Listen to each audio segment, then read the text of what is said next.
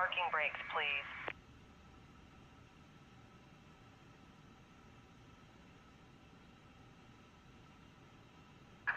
Release parking brakes, please.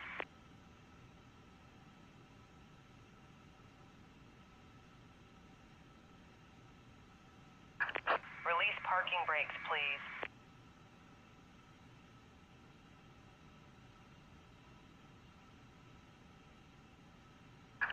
Release parking brakes, please.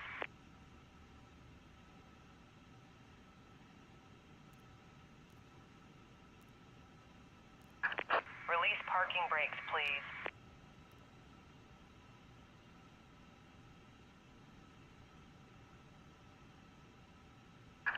Release parking brakes, please. Charles finally appeared very... Release parking brakes, please.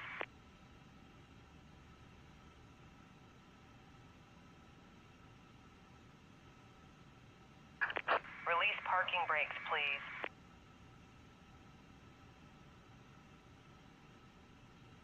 Toronto traffic. Release parking brakes, please. Etihad 8 Mike Yankee pushing back.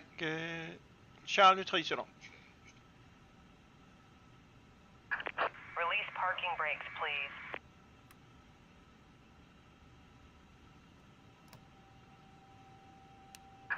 Commencing push. All engines clear.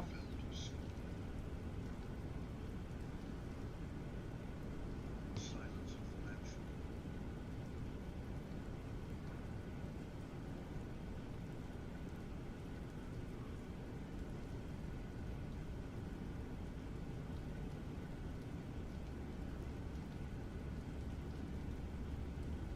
Charles, on the other hand,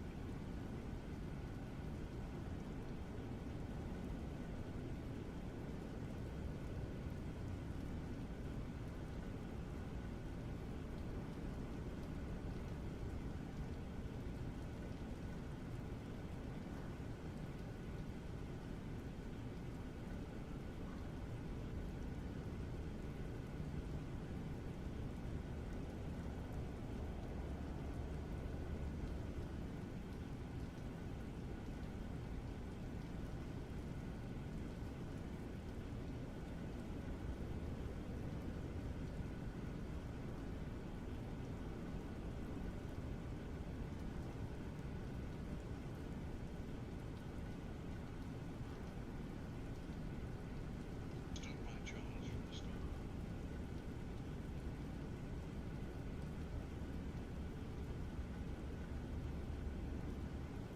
This is Ethan. السيدة والسادة، يرجى الانتباه والاستعراض لجرائم السيارة. حتى وإن كنتم من المسافرين المتكررين، أطلب منكم بلطف متابعة العرض والاستمتاع بالعناية. مرحبا بكم على متن هذه الطائرة من طراز إيرباص 350. سلامتكم هي أولويتنا القصوى. إذا مرتبط Toronto traffic. But his eyes Etihad gleamed 5 8 Mike Yankee. أدخل طرف المعدن في المشبك لشده Please set parking brake. لفتحه ارفعوا المشبك خلال المناورة. نوصي ببقاء الحزام مربوطا تحسبا لأي انضرابات غير متوقعة. أقنعة الأكسجين. في حال تغير ضغط المقصورة ستسقط الأقنعة تلقائيا. اسحبوا القناع، ضعوه على الأنف والفم وثبتوه بالشريط المطاط. تأكدوا من تثبيت قناعكم أولا قبل مساعدة الآخرين. ستارات النجاة موجودة تحت مقعدكم أو بجانبه.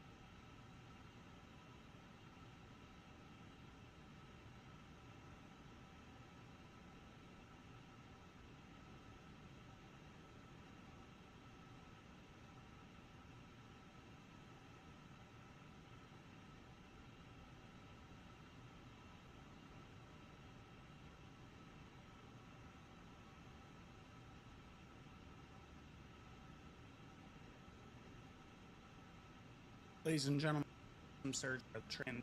We're here today, guys. To order Unicom.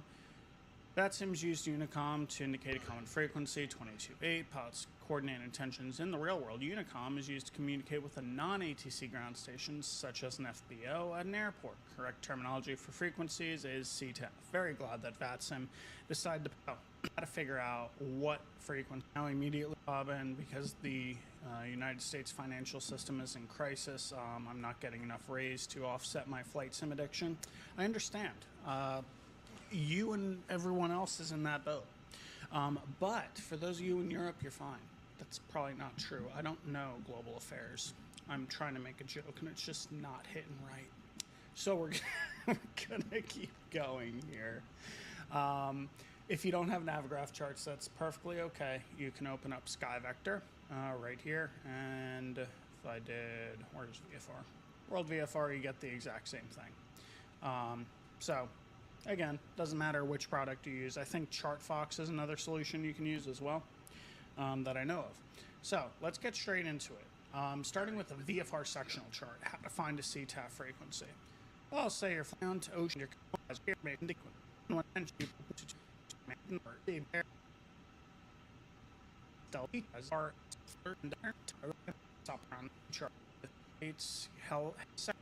but then if we look at tower, we see this 1200 to 0400Z.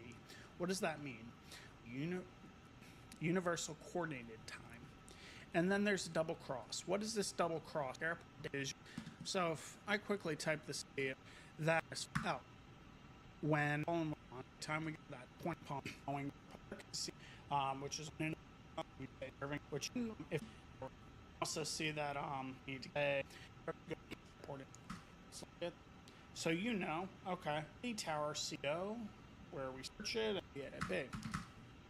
Some page here. I'm just opening up the site here. So the URL is my.vatsim.net/pilot/AIP.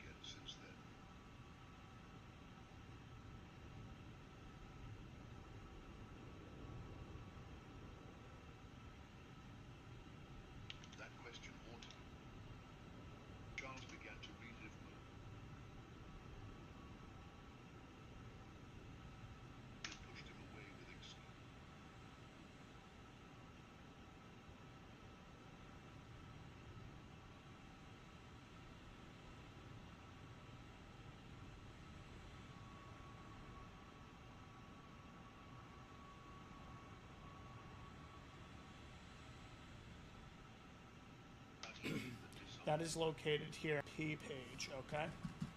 And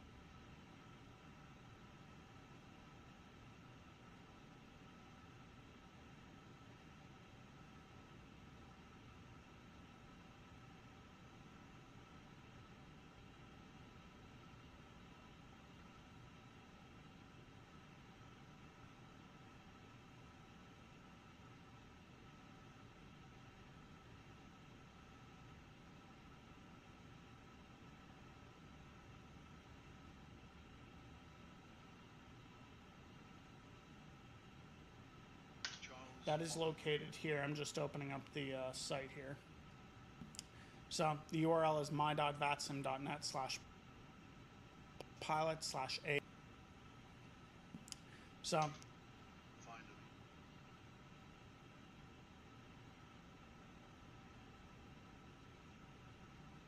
Said before opening the door, stepping aside to let John. Hugging a pillow against it. Charles, his eyes quickly shifted away.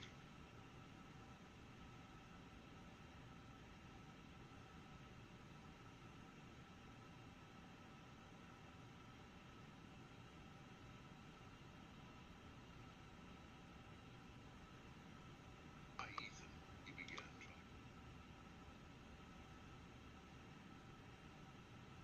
I needed to see you. I needed.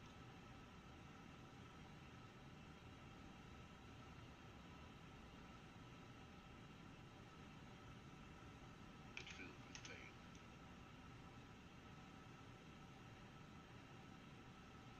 Then Charles knew he deserved. He took another step closer, stopping a few feet.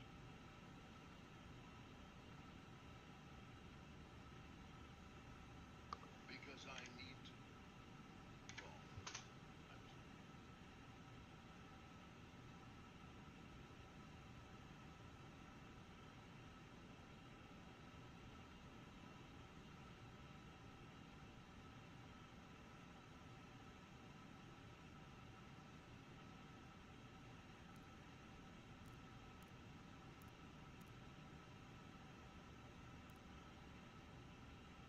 Lowered himself to equals.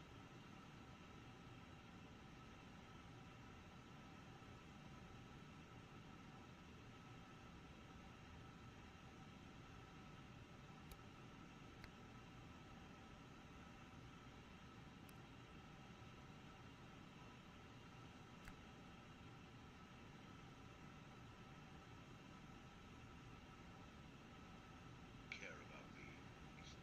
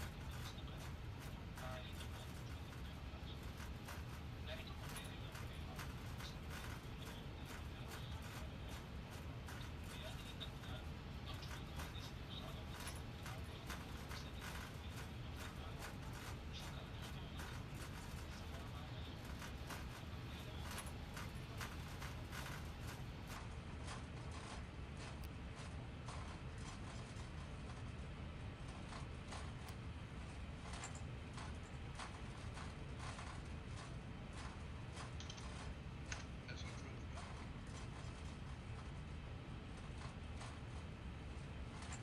Hold on to CTAF, Etihad, 8 Mike Yankee taxi to runway 05. one he was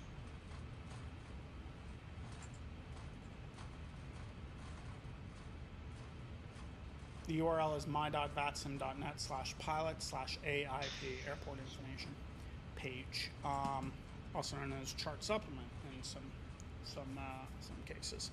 But Vatsim's calling it the AIP. Waiting so your call it the confirmation AIP. for a good engine start. You type in the airport, and you search it, and it's going to do its little around and Cockpit around to and around ground. we go. We have a good engine Where we start. stop, You can hopefully disconnect. eventually at the end.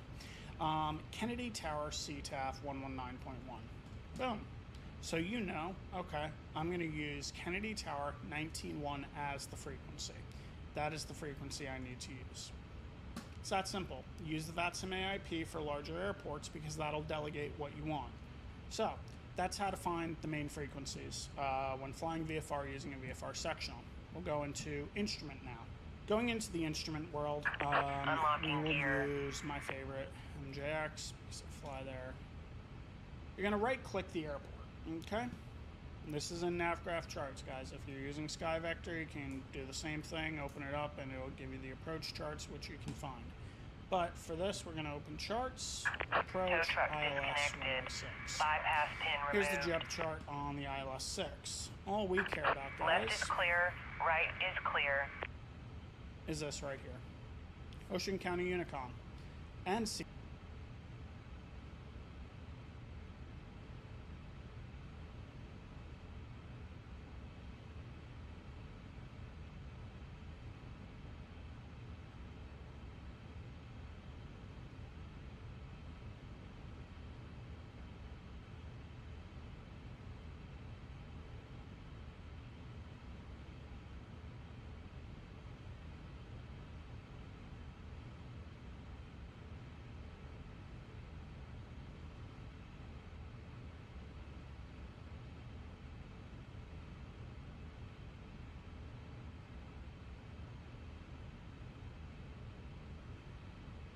Time without any intention of impressing him.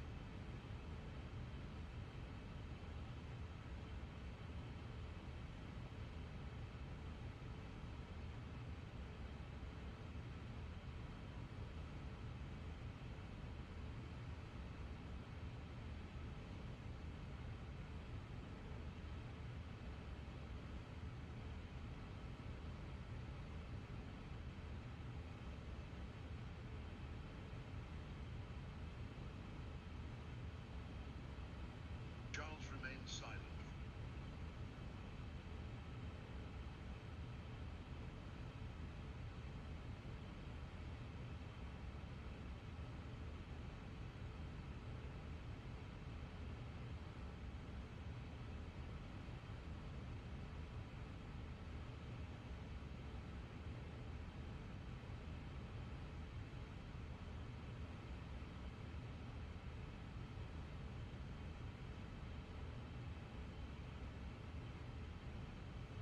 CTAF 122.7. Their shared frequency, Unicom for Ocean Air, Real World, is on 122.7, and the Common Traffic Advisory is also 122.7. That's it. So it tells you right there. Bada bang. Let's do another one. All right. Let's search Republic, like we were before. I'll open up the ILS runway 14 approach. Okay. Go up here, Republic Tower with the star indicating part-time tower, CTAF 118.8, right there. Now, if you don't have that open, let's say you were briefing the taxi diagram, we can do that too. Tower, CTAF 118.8, right there as well. So the information is there, guys. You just have to look for it because it is published. So for the instrument pilots, that's your CTAF frequency when Republic Tower's closed during those hours we just discussed. Again, you're going to have to reference information to find that out. Okay, so let's talk about making a traffic call here, guys. It's pretty simple, and I'm going to teach you how to make one. If I can get my mouse over here. Here we go. Okay. So to make a traffic call, it's pretty simple. 1. This traffic. So, airport or CIFR you're addressing. Who are you talking to? Hudson River traffic, Ocean County traffic, Cape May traffic, Republic traffic, Kennedy traffic. Insert airport here of your choice. Denver, Orlando, Key West, all different airports, all right? That's the first step. 2 is who are you, okay? I'm going to say Skyhawk, which is anyone who knows what a Skyhawk is. It's a Cessna 172, 292 SP, or 123 SP. Skyhawk 123 Sierra Papa.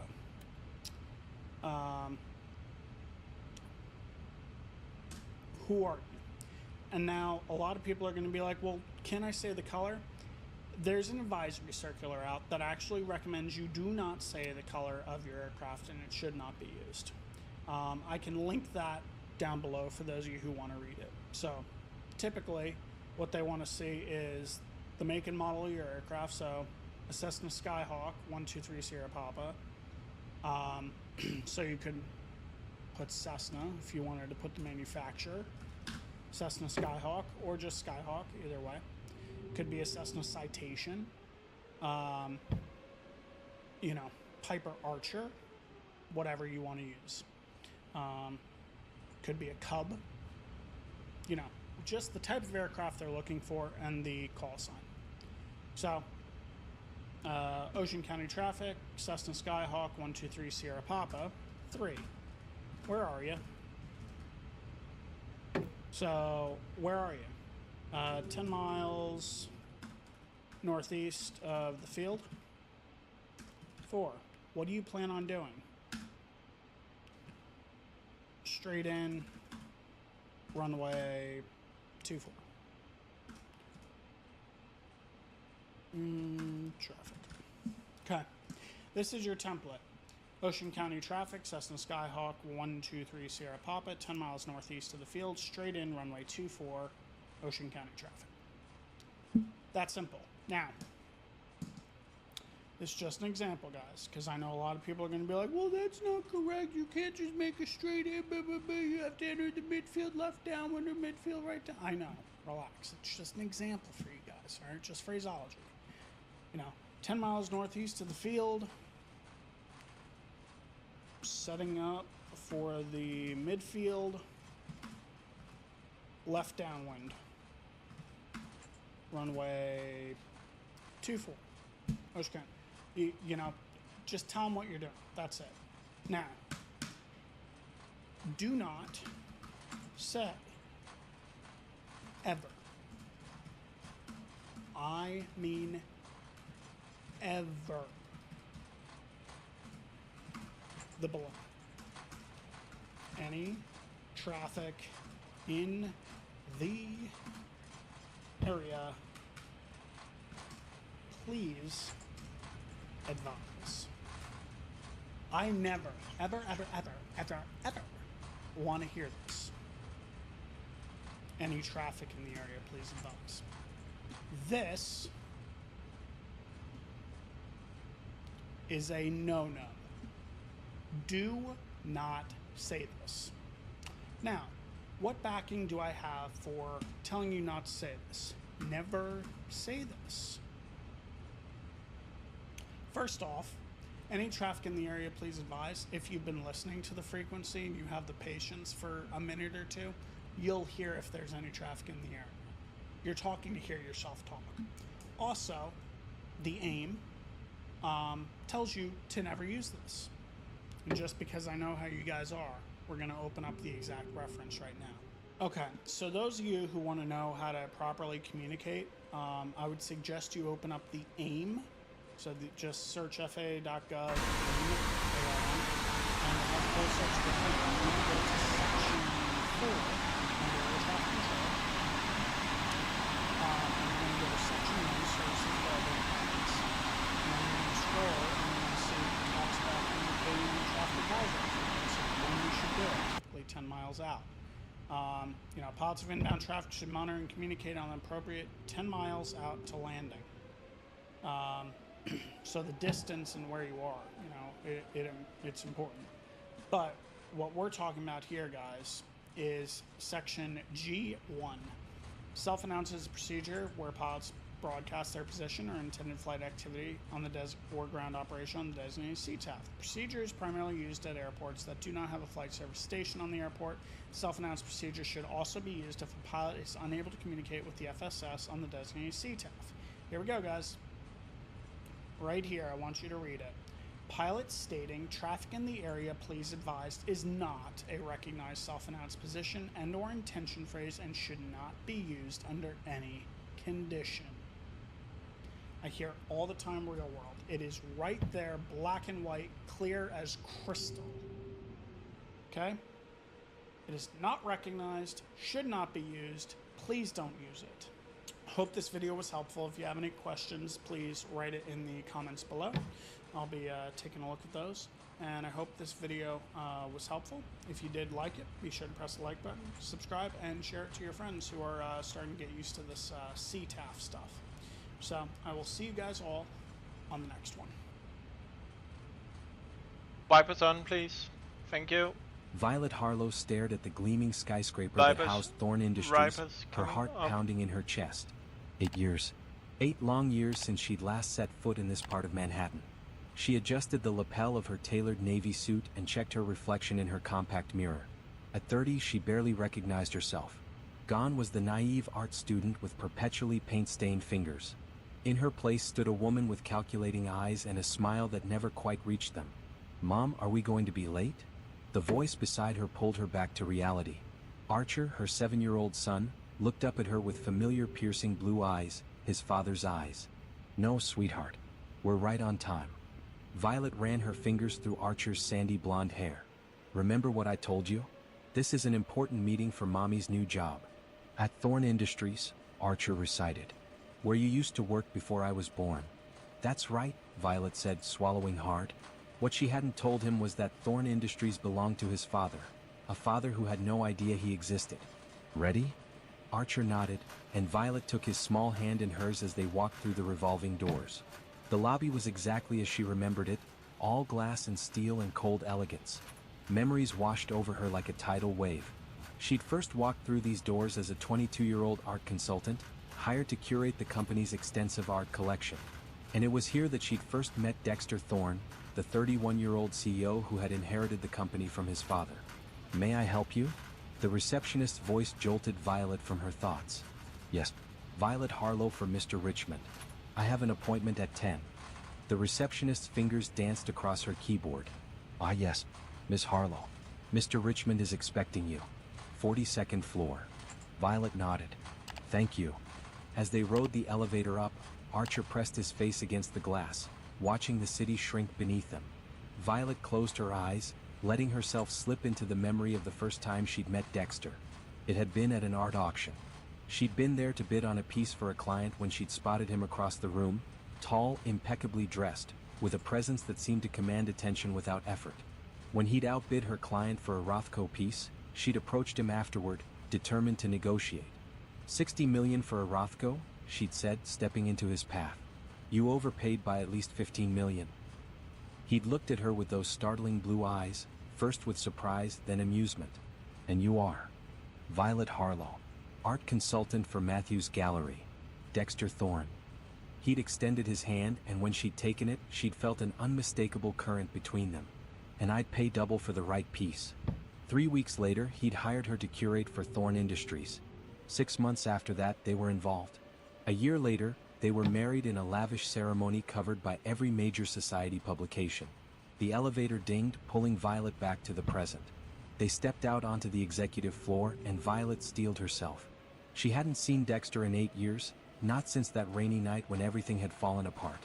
"Miss Harlow?" A man in his mid-40s approached them, hand extended.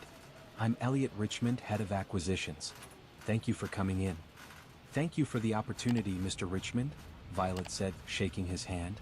"This is my son, Archer." "Nice to meet you, young man," Elliot said, shaking Archer's hand with exaggerated formality that made the boy smile. "I've arranged for Archer to wait in our lounge area.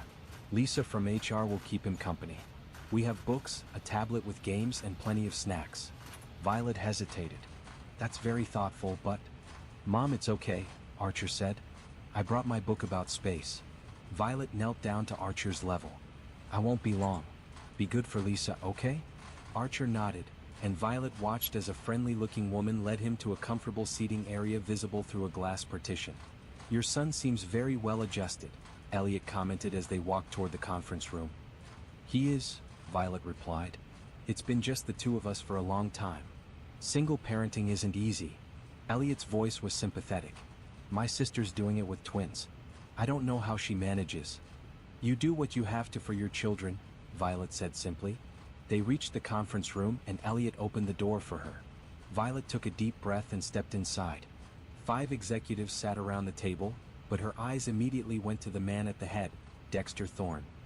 He looked older, with threads of silver at his temples, but otherwise unchanged. Still devastatingly handsome, still emanating that same quiet power.